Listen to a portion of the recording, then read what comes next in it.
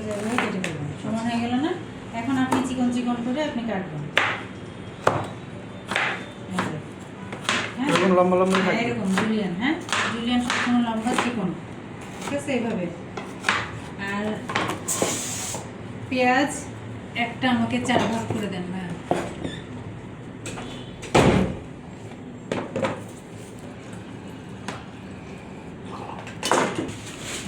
একটা বেস্টের আপনার হচ্ছে যে একটা অংশ আমাকে তুলে দেন স্যান্ডউইচের জন্য। আমরা এখানে গরম পানির মধ্যে ওকে বয়েল করব, সিদ্ধ করে নিব। হ্যাঁ সিদ্ধ করে নিয়ে কাঁটা চামচ দিয়ে ছাড়াই নিব চিকেনটা। আর ওই চিকেনটার মধ্যে যখন আমরা বয়েল করব তখন একটা পানির মধ্যে পেঁয়াজ দিব। হ্যাঁ তারপরে 2টা রসুন ছিটে দেন।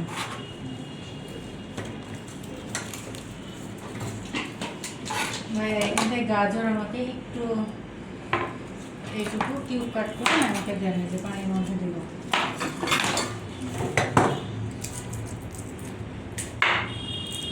আদাটুকু আমাকে ছিলে গোল গোল করে দেন ভাইয়া। এটা হচ্ছে এই যে পানির মধ্যে যে পেস্টটা দিব বয়েল করার জন্য, জানি চিকেনের যে ব্যাড স্মেলটা না থাকে সেজন্য এই হার্বসগুলো দেওয়া। আপনার হচ্ছে এই যে আপনার যেমন আদা দিব, রসুন দিব, একটু পেঁয়াজ দিব, হ্যাঁ একটু গাজর দিব। মোটা না, এত মোটা পাতলা করার দরকার ছিল না, দিয়ে দেন দেন।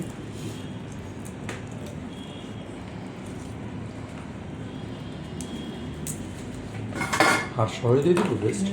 আপনি শুধু একটু ছাড়ে নেন মাংসটা, এই যে এই পাশ থেকে মোটা কেটে দেন আমাকে। মোটা একটা এটা রসুনটা কি করব? হ্যাঁ দেন, এর মধ্যে ওটা দিয়ে দেন, এর মধ্যে দিয়ে দেন।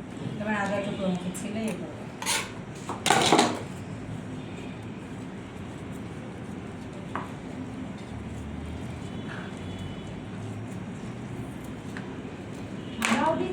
হ্যাঁ আস্তে দেন,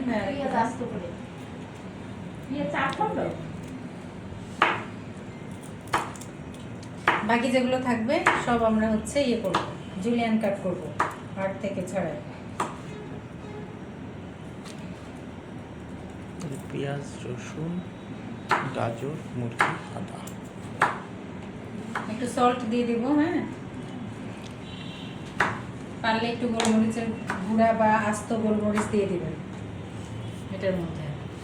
আদাটা কিউব করে দিয়ে দেন। সাদা কালো যেটা হোক 3-4টা একটু দিয়ে দেবেন, না দিলেও হবে। সল্ট দিয়ে না, সল্ট দিতে হবে। হ্যাঁ আদাটা কি আরো ছোট হবে? না না এরকমই দিয়ে দেন। হ্যাঁ এটা কিন্তু আপনার পরবর্তীতে চিকেন স্টক হিসেবেও কাজ করতে পারবেন স্যুপের জন্য। হ্যাঁ রেগুলার পিজা, ফ্লাওয়ার পিজা আর হচ্ছে সসেজ ডিলাইট পিজা। এই কারণে আপনার 800 গ্রামের মতো ময়দা নিব আমি। হবে আর হ্যাঁ এটাই হবে। আর এটা হচ্ছে এটা দেখুন মধ্যে দিয়ে দিন চিকেনের মধ্যে। এত বড় করে? হ্যাঁ এটা তো শুধু পানির মধ্যে থাকে। ওখানে লেখা আছে আমাদের মডিউল অনুযায়ী তান্দুরি পিজা, রেগুলার পিজা। আপনি এখানে না, আপনার হচ্ছে মডিউলটা ছিল এটা পরে। হ্যাঁ আপনি এখান থেকে একটা নেবেন। হ্যাঁ এখান থেকে একটা নেবেন, এক রস নেবেন, নিয়ে জুলিয়ান করবেন। তিনটা তিন কালারে। যেটা টমেটো বলে না এরকম, ওইটা করার পরে ওখান থেকে আবার একটু চপ করবেন। কোথায় চপ করবেন?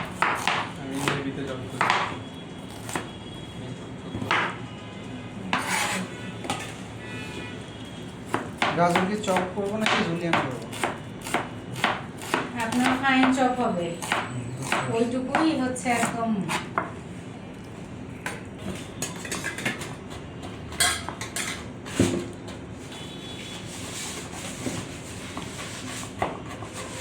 কি করতে হবে?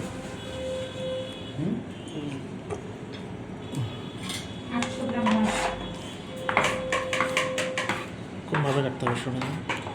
এইরকম এই যে এরকমের লম্বা। আচ্ছা আপনাদের ওখানে কতটুকু দেওয়া আছে? আছে দুইটা।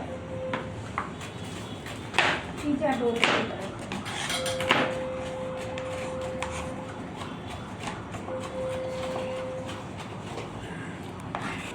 পিজা সস, পিজা ডোর ভিতরে তো ডিম লেখা আছে।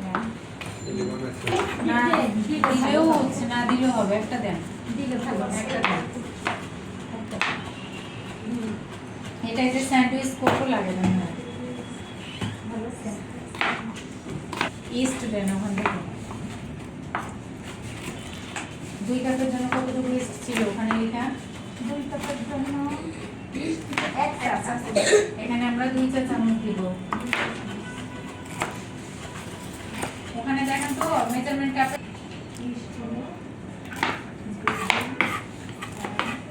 আচ্ছা, ইস্ট কিনবেন সবসময় অ্যাঞ্জেল ব্র্যান্ডের অথবা ইনস্ট্যান্ট ইস্ট, দুইটা ব্র্যান্ডের নাম অ্যাঞ্জেল অথবা ইনস্ট্যান্ট ইস্ট। এটা আপনার অ্যাক্টিভ করতে হয় না, হ্যাঁ, ও নিজে অ্যাক্টিভ হবে। না না, 3 চামচ।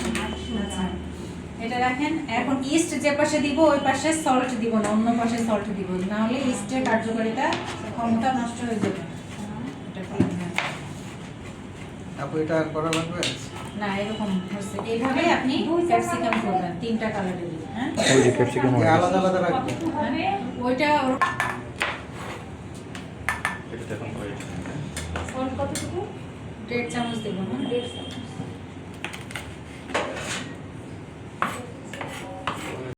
সল্ট দেব। চিনি কতটুকু?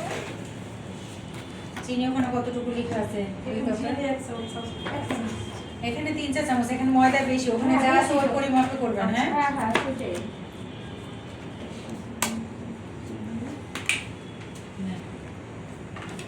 ওগুলো দুধ কতটুকু? 2 চা চামচ দিবেন আপনার 2 কাপের জন্য, আমি এখানে 3 চামচ দিচ্ছি। এখানে তো বেশি। তেল দিতে হবে কি না? লাস্টে ইস্টের ডোয়ে কখনো ফার্স্টেই অয়েল দিবেন না।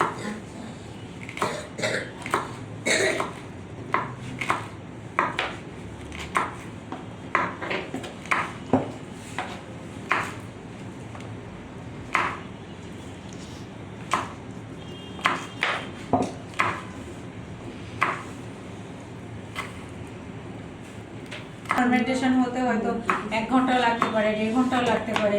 আর গরমের সময় আপনার 25 মিনিটও হয়ে যেতে পারে, 20 মিনিটও হয়ে যেতে পারে, আবার 30 মিনিটও লাগতে পারে, এরকম। মরিচ আছে চিনি? গোটা মরিচ।